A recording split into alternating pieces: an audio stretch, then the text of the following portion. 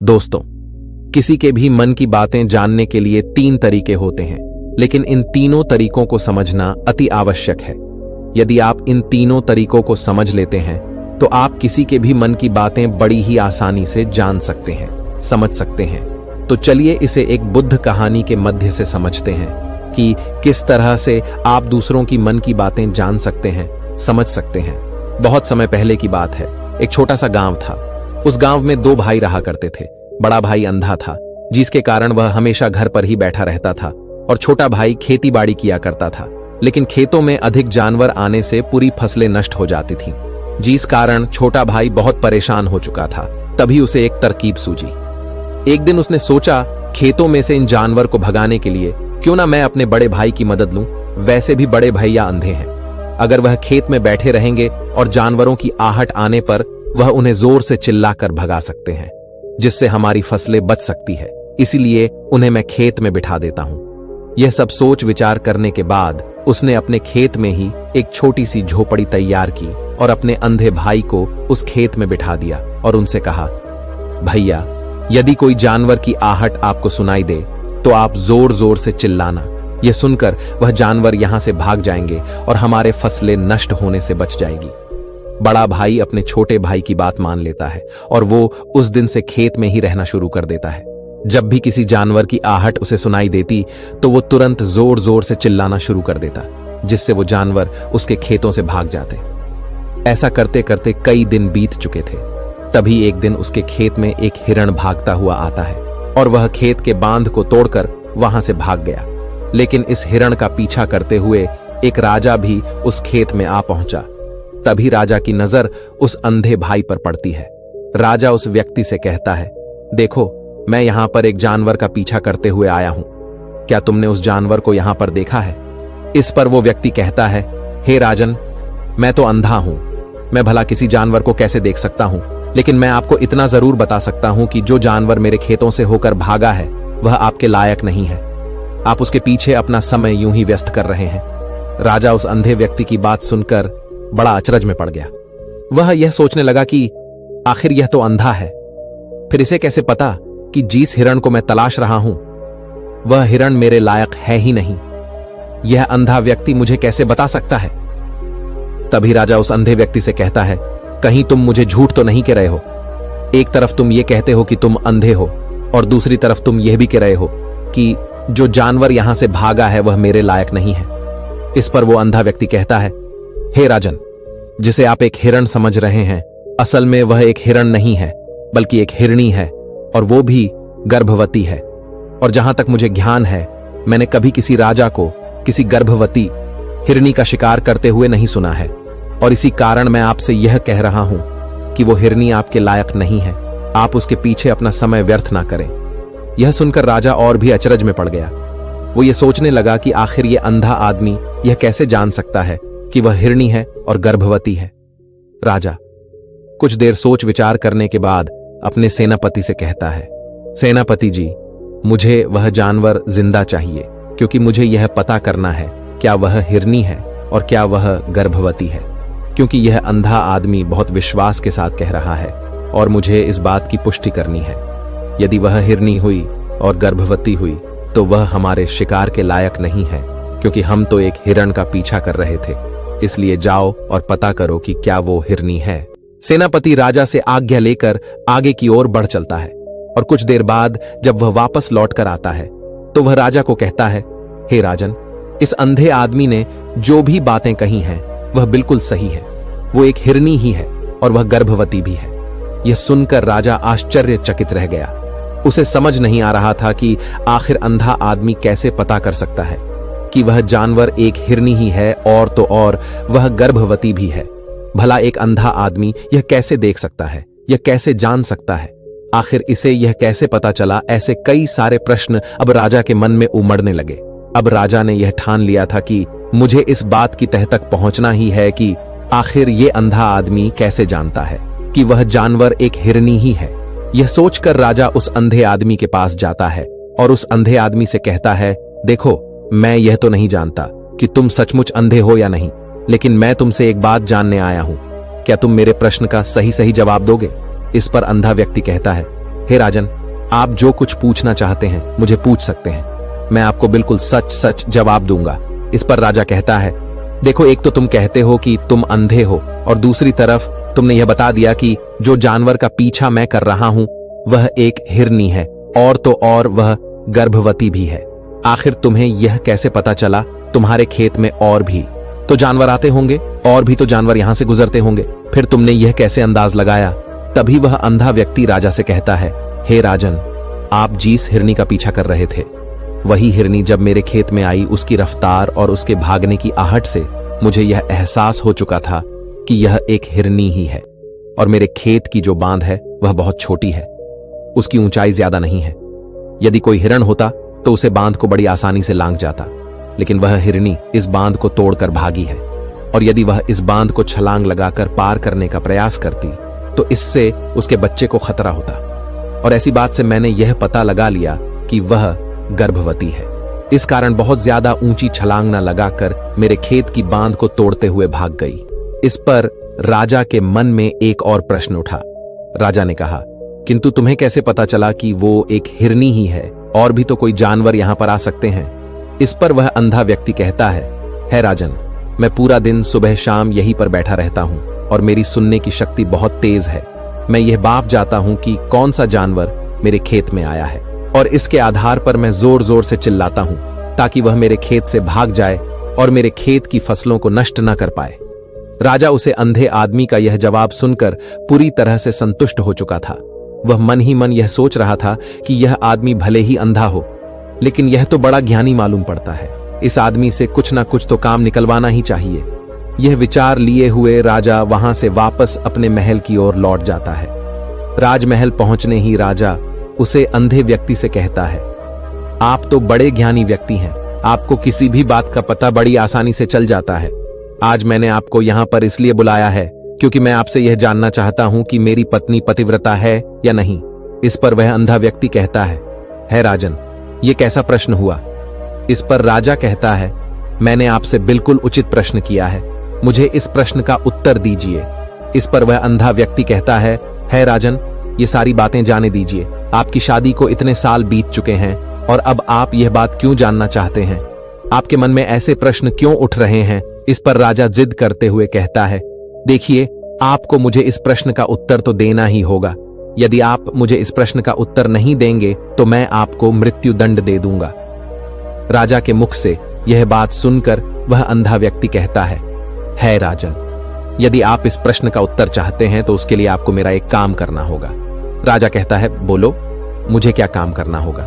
इस पर व्यक्ति कहता है, इसके लिए आपकी पत्नी को मेरे साथ कमरे में अकेले छोड़ना होगा, उसे अंधे व्यक्ति की। यह बात सुनकर राजा पहले तो क्रोधित हो जाता है, लेकिन फिर कुछ सोच विचार करने के बाद वह उसे व्यक्ति की बात मान लेता है और अपने सेनापति को आदेश देता है, सेनापति जी, इस व्यक्ति को और मेरी पत्नी को एक कमरे में कुछ देर के लिए अकेला छोड़ दें। सेनापति बिल्कुल वैसा ही करता है। अब राजा की पत्नी और अंधा आदमी एक कमरे में बंद हो चुके होते हैं। तभी वह अंधा आदमी राजा की पत्नी से कहता है, मुझे आपको छूना है। इस बात पर रानी अत्यधिक क्रोधित हो जाती है और उसे अंधे आदमी को वह पकड़ पकड़ कर पीटने लगती है, कभी हाथों से तो कभी लातों से, कभी पटक पटक कर। इस तरह से उन्होंने उसे अंधे आदमी की खूब पिटाई की। उसके बाद किसी तरह से वह अंधा आदमी अपनी जान बचाकर वहां से भाग निकलता है और वह राजा के पास पहुंचता है और वह राजा से कहता है राजन, आपकी पत्नी पतिव्रता नहीं है।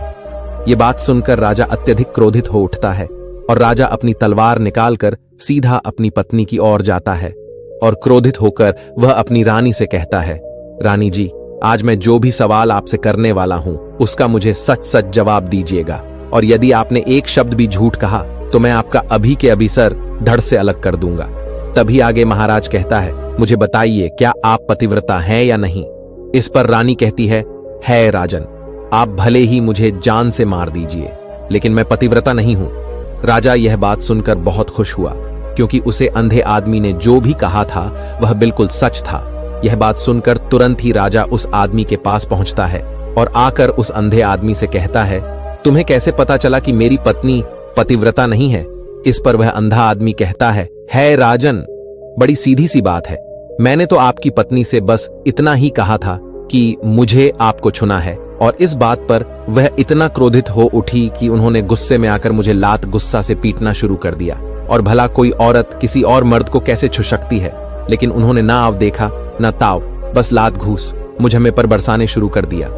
वह भी तो एक छुना ही हुआ, और एक पतिव्रता नारी कभी भी पराई मर्द को नहीं छूती। जब मैंने उसे छूने के लिए कहा था तो वह उसे वक्त मुझे मना कर सकती थी, लेकिन उन्होंने तो मुझे पीटना शुरू कर दिया, और देखते ही देखते उन्होंने मेरे पूरे शरीर को छू लिया। अब आप ही बताइए, ऐसी स्त्री भला पतिव्रता कैसे हो? शक्ति है। पर राजा कहता है, तुम तो बड़े ज्ञानी मालूम पड़ते हो। अच्छा ठीक है, चलो तुम मेरे एक प्रश्न का और जवाब दो। यदि तुमने मुझे इस प्रश्न का सही सही जवाब दे दिया तो मैं तुम्हें यहां से जाने दूंगा। आगे राजा उसे अंधे आदमी से कहता है कि तुम मुझे यह बताओ, क्या मैं सच में अपने पिताजी का ही बेटा हूं या फिर किसी और का? इस पर वह अंधा भी कहता है राजन, इस बात से आपका क्या लेना देना? आप किसी की भी औलाद हो, आखिर आप हैं तो इस राज्य के राजा, इसलिए इस प्रश्न को जाने दीजिए। लेकिन राजा कहता है, नहीं नहीं, मुझे इस प्रश्न का सही सही जवाब चाहिए, अन्यथा यह प्रश्न मुझे हमेशा परेशान करता रहेगा, इसलिए मैं इसका सही सही जवाब जानना चाहता हूं। यदि तुम इसका सही सही जवाब दे देते हो तो तुम यहां से जा सकते हो, मैं तुम्हें नहीं रोकूंगा। इस पर वह अंधा आदमी कहता है राजन, इसके लिए तो हमें आपके मां के पास जाने की कोई आवश्यकता नहीं है। मैं आपको अभी यह बता सकता हूं कि आप किसकी औलाद हैं, लेकिन उससे पहले मैं चाहता हूं कि आप मुझे पहले एक वादा करें कि आप मुझ में पर क्रोध नहीं करेंगे। राजा ने कहा, मैं तुमसे वादा करता हूं, मैं तुम पर क्रोध नहीं करूंगा। इसके बाद वह अंधा आदमी राजा से कहता है राजन, आप हैं तो अपने ही पिता के पुत्र, लेकिन आप पर एक कंजूस सेठ की छाया पड़ी हुई है। यह सुन राजा बहुत क्रोधित हो उठा और वह तुरंत तलवार निकालकर अपनी मां के पास जा पहुंचा। वह वहां पर पहुंचने के बाद अपनी मां से कहता है, मां, मुझे सच सच बताइए, क्या मैं अपने ही पिता का पुत्र हूं या नहीं? यदि आपने मुझे सही सही नहीं बताया तो मैं यहीं पर अपने प्राण त्याग दूंगा। मुझे बताओ, क्या सच है? इस पर उसे राजा की मां कहती है, बेटा, तू है तो अपने ही पिता का पुत्र, लेकिन तुम्हारे ऊपर एक कंजूस सेठ की छाया पड़ी हुई है। जब मैं एक बार नहाने के बाद अपना मुंह आईने में देख रही थी, तभी उसे कांच के पीछे मुझे कंजूस सेठ नजर आता है और इसकी छाया तुम पर पड़ चुकी है। यह सुन राजा बहुत खुश हो जाता है और वह तुरंत दौड़ा दौड़ा वापस उस अंधे आदमी के पास पहुंचता है और उस अंधे आदमी से कहता है, तुम्हें यह कैसे पता चला कि मुझ पर एक कंजूस सेठ की छाया पड़ी हुई है? इस पर वह अंधा आदमी कहता है राजन, आपने मुझे कई सारे सवाल पूछे जिनका जवाब मैंने आपको सही सही दिया है। अगर यदि कोई और राजा होता तो मुझे इसके बदले में दान और इनाम मिल चुके होते, लेकिन अब तक आपने मुझे एक फूटी कौड़ी तक नहीं दिया है। इस बात से ही मैंने अंदाज लगा लिया था कि आप बहुत कंजूस हो।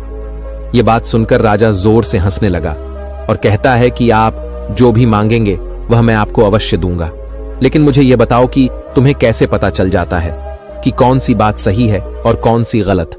तुम किसी भी बात का इतना सटीक और सही जवाब कैसे दे पाते हो? इस पर वह अंधा आदमी कहता है राजन, मैं तो वैसे ही अंधा हूं। यदि मेरी आंखें होती तो मैं किसी की भी मन की बातें बड़ी सरलता से जान लेना मन की एक भाषा होती है, और यह भाषा मनुष्य के शरीर के व्यवहार के रूप में देखी जा सकती है। उसकी आंखों से, उसके होंठों से, उसके काम करने के तरीके से, उसकी क्रियाओं से पता किया जा सकता है कि उसके मन में क्या चल रहा है। इसके आधार पर हम किसी के भी मन की बातें जान सकते हैं, लेकिन मैं तो अंधा हूं, मैं देख नहीं सकता, इसलिए मैं क्रियाओं से ही देखता हूं।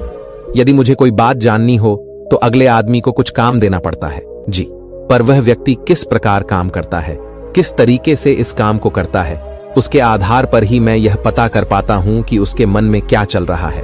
तभी वह राजा कहता है, तो क्या इसका अर्थ यह हुआ कि मैं भी किसी के मन की बातें जान सकता हूं? इस पर वह अंधा आदमी कहता है राजन, अवश्य आप भी किसी भी व्यक्ति के मन की बात जान सकते हैं, किंतु उससे पहले आपको अपने ऊपर काम करना होगा, और वह काम है अपने मन को शांत करना, अपने मन को वर्तमान में लाना होगा, जिसके लिए मैं आज आपको 3 तरीके बताने वाला हूं, और यह तीनों ही तरीके बड़े ही आसान और सरल है। किंतु राजन, उससे पहले आपको एक काम करना होगा, अपने मन को एकाग्र करना होगा। जब हम अपने मन को एकाग्र करते हैं, अपने मन को वर्तमान में लाते हैं, तो हम दूसरे के मन की बात जान सकते हैं। क्योंकि वह आदमी अभी भी अपने मन में वर्तमान में ही सोच रहा है और हमें भी मन को वर्तमान में ही लाना होगा, तभी हम उसके मन की बातें जान सकते हैं। यदि हम अतीत में हुई घटनाओं के बारे में सोच रहे हैं तो वह जो अगला आदमी वर्तमान में सोच रहा है, वर्तमान में अपने मन में बात कर रहा है, वह हम कैसे जान पाएंगे? क्योंकि हम तो अतीत की घटनाओं में डूबे हुए हैं। इसलिए किसी के भी मन की बात जान के लिए सबसे पहले हमें हमारे मन को एकाग्र करना होगा, उसे वर्तमान में लाना होगा। आगे वह व्यक्ति राजा से कहता है राजन, जो 3 तरीके मैं आपको बताने वाला हूं, इन 3 तरीकों से बड़ी आसानी से किसी के भी मन की बातें जान सकते हैं। उसके बाद वह अंधा आदमी राजा से कहता है राजन, जो सबसे पहले तरीका है वह आंखों पर ध्यान देना, किसी व्यक्ति से बात करते वक्त उसकी आंखों में देखना, उसकी आंखों पर ध्यान देना, जो सबसे ज्यादा जरूरी है, क्योंकि आंखें बोलती नहीं पर बहुत कुछ कह जाती है। यदि हम किसी व्यक्ति की आंखों के इशारों को समझना सीख जाए तो हम यह जान पाएंगे कि व्यक्ति के दिमाग में क्या चल रहा है, वो क्या सोच रहा है और अभी वह क्या करने वाला है। मेरे पास आंखें नहीं हैं, लेकिन मैंने अपने गुरु से यह विद्या सीखी है, क्योंकि बहुत सालों पहले मेरे पास आंखें थीं और मैं उसी वक्त लोगों के मन की बातें केवल उनकी आंखों से ही जान लेता था।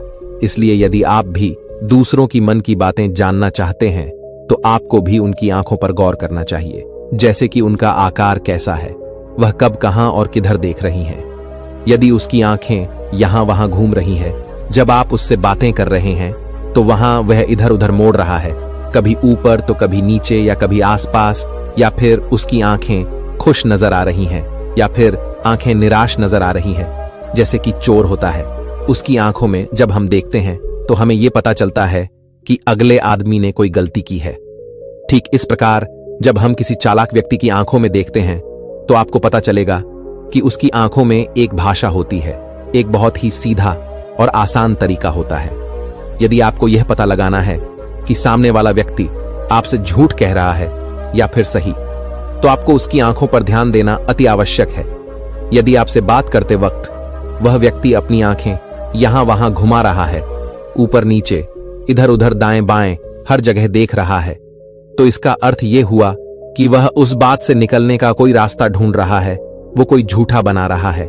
यदि सामने वाला व्यक्ति आपसे कुछ झूठ कहने का प्रयास कर रहा है तो वह आपसे नजर नहीं मिलाएगा, वह इधर उधर देखेगा, ऊपर नीचे देखेगा, लेकिन वह आपकी आंखों में आंखें डालकर कभी नहीं देख पाएगा, क्योंकि उसे डर है कि यदि उसने आपकी आंखों में आंखें डालकर देखी तो उसका झूठ पकड़ा जाएगा और लोगों को सच्चाई का पता चल जाएगा। और इसी प्रकार कुछ और भी भाषाएं होती हैं। जब आप किसी की आंखों में आंखें डालकर ये देखना शुरू कर देंगे कि उसके हाव भाव क्या है, ठीक इस प्रकार चेहरे के हाव भाव होते हैं, जिससे हम मन की बातें बड़ी ही आसानी से समझ सकते हैं। और इन्हें भी समझना बहुत जरूरी है। कभी कभी कोई व्यक्ति अपने चेहरे से, जैसे आंख, होंठ और बहुत से कुछ अलग अलग व्यवहार करता है। यदि आप किसी व्यक्ति के चेहरे में गौर करेंगे तो आप आसानी से समझ पाएंगे कि वह व्यक्ति निराश है, जब व्यक्ति बहुत उदास है, या फिर वह बहुत खुश है, या फिर उसे कोई बहुत बड़ा दुख है, वह अपने अंदर क्या महसूस कर रहा है, ये सारी बातें हम उसके चेहरे के हाव भाव से पता कर सकते हैं। फिर चाहे इंसान जुबान से कुछ बोले या ना बोले, लेकिन आप उसके चेहरे से सब कुछ पता कर सकते हैं। आगे व्यक्ति से तीसरा तरीका बताते हुए कहता है राजन, इसी प्रकार तीसरी भाषा भी है, अर्थात तीसरा तरीका भी है, वह है हाथों के इशारे और शरीर का व्यवहार। मन की बात समझना के लिए हमें हाथ के इशारे और शरीर के व्यवहार को समझना बहुत आवश्यक है। कोई व्यक्ति जब बात करता है तो आपने देखा होगा कि वह अपने हाथों को हिलाता रहता है, अपने हाथों से इशारा करता रहता है। बातों के साथ साथ अपना शरीर का जो व्यवहार है, अर्थात बॉडी लैंग्वेज, उसका भी पूरा उपयोग करता है, जिससे हमें यह पता चल पाता है कि वह व्यक्ति हमारी बातों पर कितना ध्यान दे रहा है और उसके मन में क्या चल रहा है। शरीर के व्यवहार को देखने के लिए उसके हाथ मटकाने, शरीर मटकाते और चेहरे पर बार बार हाथ लाने, हाथों का एक दूसरे से मसलना, ऐसी बहुत सी क्रियाएं होती हैं, उसे पर हमें ध्यान देना अति आवश्यक है। मन की बात को समझना के लिए हमें शरीर के व्यवहार को भी समझना पड़ता है। यदि हम इन 3 तरीकों को सही तरीके से ध्यान देकर इन 3 तरीकों को अच्छे से समझ लेते हैं तो हम बहुत जल्दी किसी भी व्यक्ति के मन की बातें बड़ी सरलता और सहजता से जान सकते हैं। इसीलिए यदि आपको किसी के मन की बातें जानी है तो आपको उसकी आंखों पर, उसके चेहरे पर, उसके शरीर के हाव भाव को और उसके हाथों को ध्यानपूर्वक देखना और समझना होगा, जिससे आप यह समझ पाएंगे कि आखिरकार उसके मन में क्या चल रहा है और वह क्या सोच रहा है। लेकिन उनसे पहले आपको अपने मन को एकाग्र करना होगा, शांत करना होगा और अपने मन को वर्तमान में लाना होगा। तभी आप उसे व्यक्ति की इन सभी क्रियाओं पर ध्यान दे पाएंगे, उन्हें समझ पाएंगे। अन्यथा आप यदि अतीत की घटनाओं में व्यस्त हैं, भविष्य की योजनाओं में व्यस्त है, तो आप उस व्यक्ति के हाव भाव पर कभी मन ही नहीं दे पाएंगे और नहीं आप कभी यह समझ पाएंगे कि आखिर उस व्यक्ति के मन में क्या चल रहा है, वह क्या सोच रहा है। आपने देखा होगा कि ऐसे कई बड़े संत महात्मा हैं जो बड़ी ही शांति से आपको देखते हैं और आपको देखकर ही ये बता देते हैं कि आपके मन में क्या चल रहा है, आप उनसे क्या जानने आए हैं। और इसका सबसे बड़ा प्रमुख कारण यही है कि वह आपकी मन की बातें जान सकते हैं, क्योंकि उनका मन एकाग्र है, शांत है, और यही कारण है कि वह आपके मन की बातें बड़ी सरलता से समझ जाते हैं। तो दोस्तों, आज के वीडियो में बस इतना ही। उम्मीद है आपको यह वीडियो पसंद आई होगी। अगर पसंद आई होगी तो वीडियो को एक लाइक करना मत भूलिएगा। तो दोस्तों, मिलते हैं एक नई अगली कहानी में।